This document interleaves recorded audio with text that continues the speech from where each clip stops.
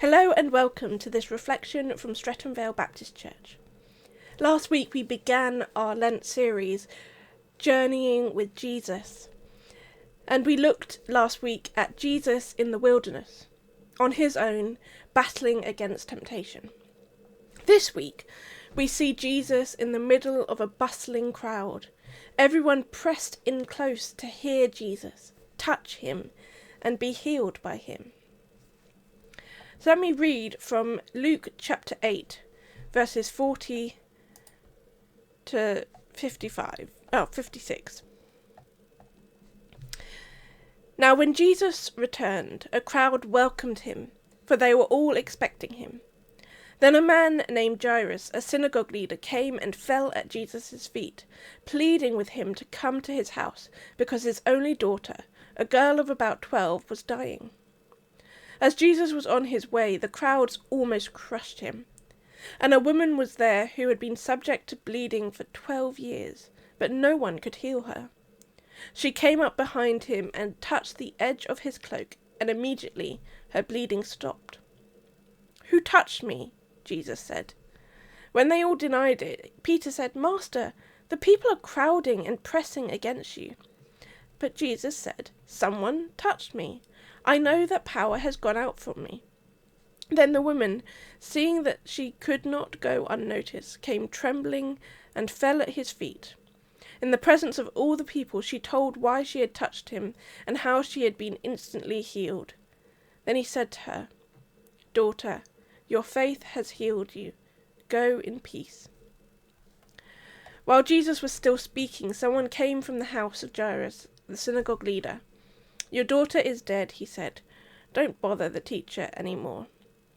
Hearing this, Jesus said to Jairus, "Don't be afraid, just believe, and she will be healed." When he arrived at the house of Jairus, he did not let anyone go in with him except Peter, John, and James, and the child's father and mother. Meanwhile, all the people were wailing and mourning for her. "Stop wailing," Jesus said. "She is not dead, but asleep." They laughed at him, knowing that she was dead. But he took her by the hand and said, "My child, get up."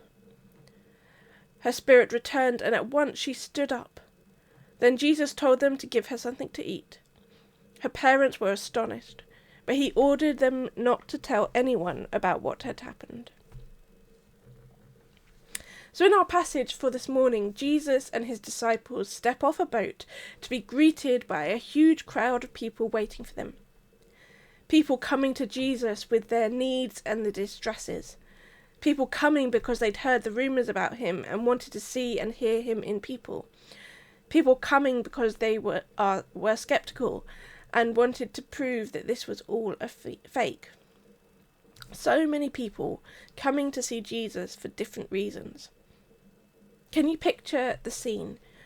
Imagine you are there. You can feel the heat of the midday sun beating down on you.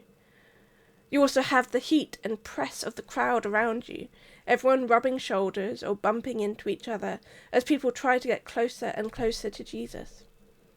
The crowd is so dense it's almost suffocating. The noise of the crowd is so loud that you can only just hear Jesus' teaching. You wish some of the people around you would be quiet. Suddenly, Jesus stops, and you bump into the person in front of you as the whole crowd comes to a stop too. You peer around to see what is going on, and see a man kneeling at Jesus' feet, begging for help. He looks sort of familiar, and then he lifts his head and you recognize him. It's Jairus, the synagogue leader. Why is Jairus coming to Jesus? You can hear murmurs in the crowd as others recognize him too and wonder why he is there. After all, the Pharisees have declared that Jesus is a fraud and should be avoided. And yet Jairus is here asking for help for his daughter who is at death's door. You see Jesus reach out a hand and pull Jairus to his feet. Jesus says something to Jairus, but you can't make out what he said. But clearly whatever he said was what Jairus needed to hear. The relief on Jairus' face is almost painful to look at. Let's step back outside the scene for a moment. Jairus was a well-respected man, a synagogue leader, probably with a fair amount of wealth, as for many, wealth was a sign of God's blessing. He would have had status and power, but his status and power was subject to the favour of the other religious leaders. A synagogue leader was elected to their post by the elders of the synagogue, and these elders would have been precisely those people who were opposing Jairus. Therefore, for Jairus to prostrate himself before Jesus would have been career and social suicide. The elders would certainly have heard about it if they didn't witness it themselves, and they would be furious. I'm sure Jairus knew that by doing this he would be jeopardizing his position as synagogue leader. But Jairus was willing to risk the cost to his reputation, to his career, because he wanted to save his daughter, and he believed that Jesus could do it. So he threw himself at Jesus' feet, pleading on behalf of his daughter. When life is hard, and we are desperate for help, let us remember to follow Jairus' example and turn to Jesus, regardless of the cost to our reputation, to our power or pride. Jesus is there, ready to lift you back to your feet and whisper to you the words that you need to hear. I know in my own experience, in the darkest moments of my life, when everything has felt out of control, being able to turn to Jesus has kept me stable and able to keep going on. I pray that you also know the amazing comfort that Jesus' presence gives us as we go through the ups and downs of life. Let's return to the story to find Jesus following Jairus to his house. And of course, the crowd follows after him, and so yes, you are following as well. The crush of the crowd means that progress is slow, and as you watch, you see Jairus getting more and more frustrated and agitated by this. Your heart goes out to him as you see him send another pleading look to Jesus to somehow speed up the pace. But instead of walking faster, Jesus suddenly stops again, and once again you bump into the person in front of you, and you feel the person behind bump into you as the momentum of the crowd suddenly comes to a halt. Why on earth has Jesus stopped this time? Jesus looks around and asks loudly so everyone can hear him, "Who touched me?" You are indignant. What does he mean? The crowd is pressing around you so tightly it's almost hard to breathe. Peter speaks up, saying what everyone here is thinking. "Master, the people are crowding and pressing against you." But Jesus is insistent. "Someone touched me. I know that power has gone out from me." And then he turns to look at this one woman in the crowd. As Jesus' gaze falls on her, she begins to tremble. And then with a look of terror on her face, she too throws herself at Jesus' feet. With a halting, fearful voice, she explains that she has suffered for 12 years with bleeding and nothing has helped. She has gone to countless doctors and spent all her money, and still there has been no cure. But, she continues, when she reached out to Jesus and just touched the edge of Jesus' cloak, she was healed, completely and instantly. So here we have another person that risked everything to reach out to Jesus. Unlike Jairus, the anonymous woman had no status, no power, no money, no body. Her illness affected every aspect of her life. From her family life, she wouldn't have been able to have children. She wouldn't have been able to have a relationship with anyone. To her daily life, everything that she touched would be unclean. even if her clothing brushed against something, that thing would become unclean and would need to be cleansed. She would not have a social life. She would have been ostracized, abandoned by friends and family, not able to mix with anyone. She certainly was not supposed to be in a crowd of people who would press against her. Because she was unclean, she couldn't participate in most aspects of spiritual life either. She couldn't enter the temple and worship God. She couldn't do the rituals and the sacrifices that were required. And of course, physically, she would have been anemic, pale, weak, fatigued. It's not like there were iron and vitamin tablets that she could take to supplement her loss. This woman's life had been destroyed by this uncontrollable bleeding. But in one single touch of Jesus, her life had been completely transformed. Jesus, knowing what had happened, stopped and asked, "Who touched me?" But why? Why did Jesus do this? Because he honestly didn't know what had happened? I find that unlikely. Then maybe he did it to humiliate the woman. Well, no, of course not. So then why did Jesus stop everyone and ask the woman to publicly identify herself and explain what had happened to her? I think there were a number of reasons that Jesus might have done this. Firstly, Jesus wanted the woman to have a personal encounter with him.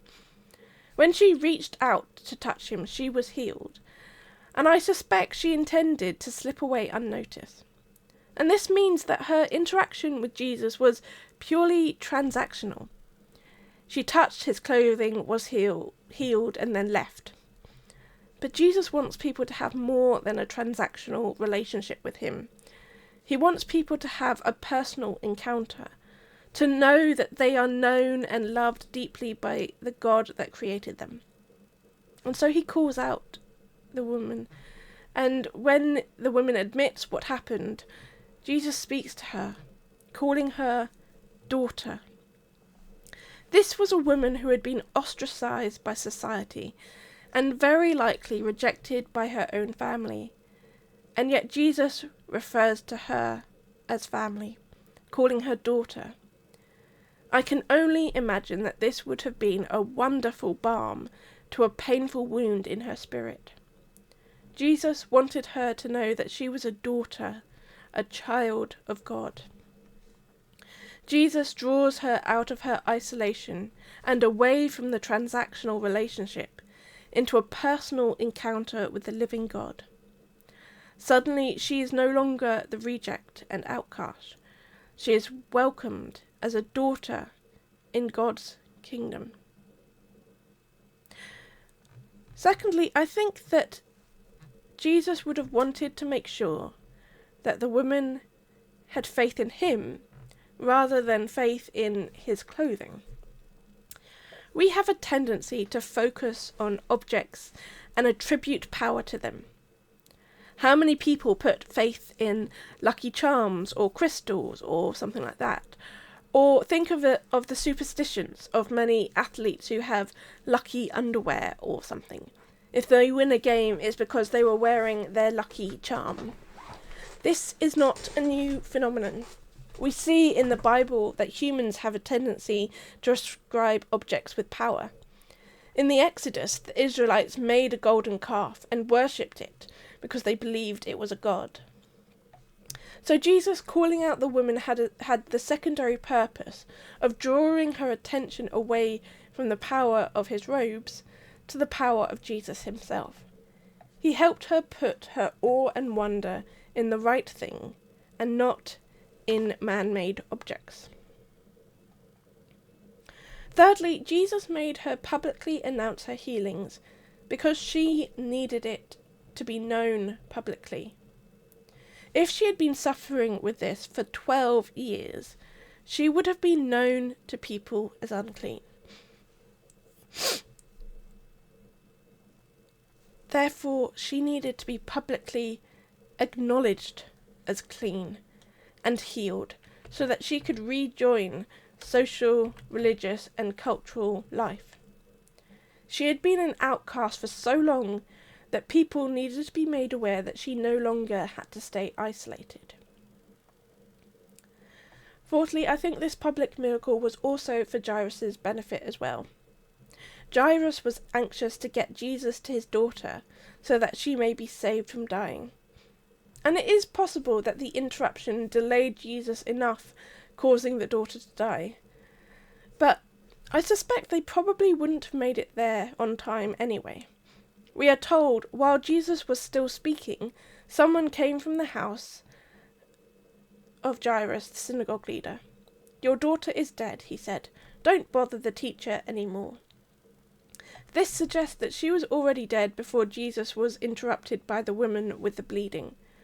And this is backed up by the fact that when Jesus reached the daughter, they already had professional mourners weeping and wailing for the dead daughter.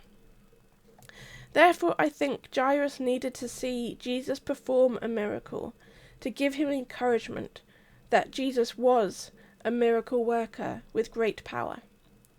Jairus had probably heard of Jesus, and in his desperation gone to him without necessarily knowing if the rumours were true.